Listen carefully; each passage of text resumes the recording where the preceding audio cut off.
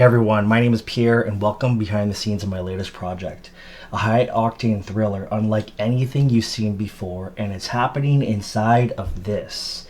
Yes, this is the actual submersible set built for and used by Arnold Schwarzenegger's major project that will be coming out later this year. And soon, it'll be the star of our indie feature film about a US Navy SEAL mission that goes awry. 90% of the action will be happening right in here. Unreal Engine will be used to create the underwater scenes outside of the submersible. Now, being an indie film producer myself isn't all Hollywood connections, glamorous sets, and nepotism. It's hard work, determination, and a constant battle. I'm constantly juggling multiple roles just to keep the wheels turning. I've acquired the practical set. I've got the script treatment completed and sent out to my readers. I'm making progress on the visual effects using Unreal Engine. Now, I'm looking to secure a location to shoot in. So far, the location scouting has been a nightmare, but more on that later. In 2020, I started watching a show called Cosmic Disclosure on the Gaia streaming platform. It's what inspired me to make this movie.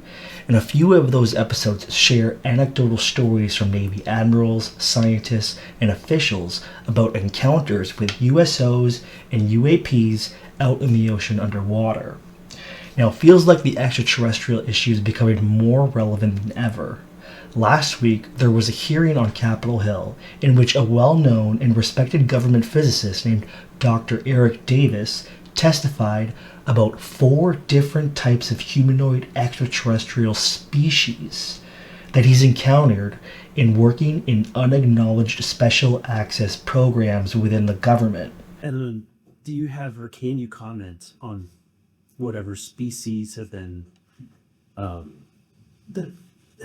piloting these craft? Are they multiple species? Are they what was their size, and how many are usually on a craft? They're typically the multiple species. People are familiar with the Greys, the Nordics.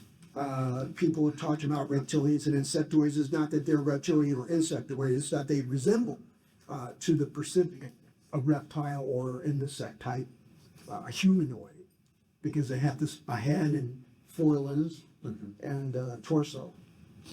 So Large, small, human size, human scale. and are there how many are in crew? Well, the Greys I'm familiar with from investigating the crash at Corona, which is misnamed the crash of Roswell. It's not the crash of Roswell; it's the crash of Corona in Mexico.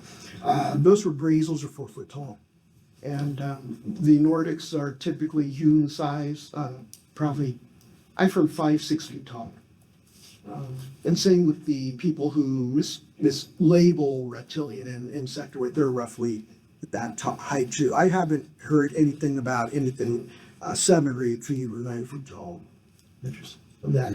Yet somehow, nobody is talking about this. Another show that is worth watching is Admiral Tim Gallaudet on the Sean Ryan Show podcast. If you like this video, hit that like button, and if you're interested in seeing more, hit that subscribe button. So for the past couple months, I've been finishing a draft of the script for my readers. They recently got back to me, and all of them said to cut out the alien storyline from the film. What do you guys think? Should I remove the alien connection storyline, or should I keep it in and make it better? I feel like the US Navy just became far more interesting with the extraterrestrial connection that's coming out, and I think it would make for a great movie to keep it in. So I'm going to spend the next month of May and June to update the storyline and integrate the alien connection far better than I did before.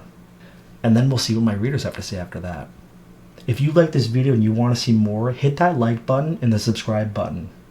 So this practical set needs a new home, and I've scoured countless warehouses, so far each with its own set of problems. Either the price is astronomical, or the space isn't right, or that crucial climate control is missing. This set is delicate, and one wrong move could jeopardize the entire project. A number of them that I saw were turnkey ready but had a hefty price tag.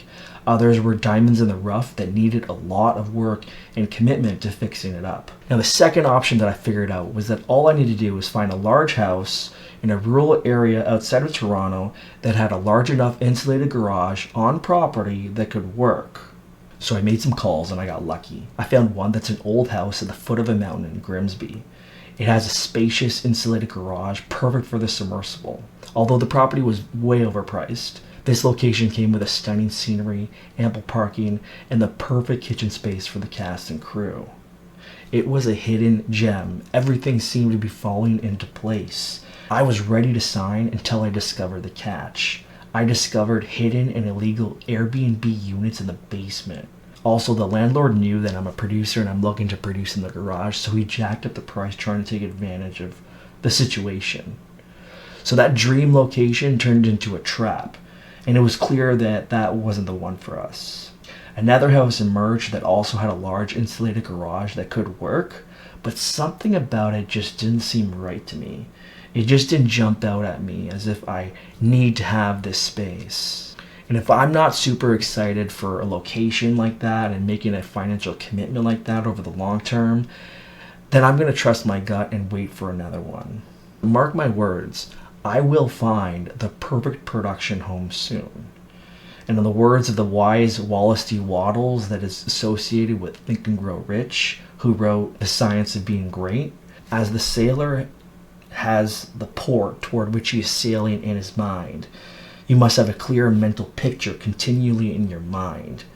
Dwell upon your mental picture until it is clear and distinct, and then take the mental attitude of ownership toward everything in that picture. So as you can see, there's still a long road ahead, but the journey has just begun. And how cool would it be if the timing worked out so that it coincides with extraterrestrial disclosure over the next few years? So subscribe and follow along as I navigate these challenges and bring this incredible movie to life. Trust me, you won't want to miss what happens next. Until next time.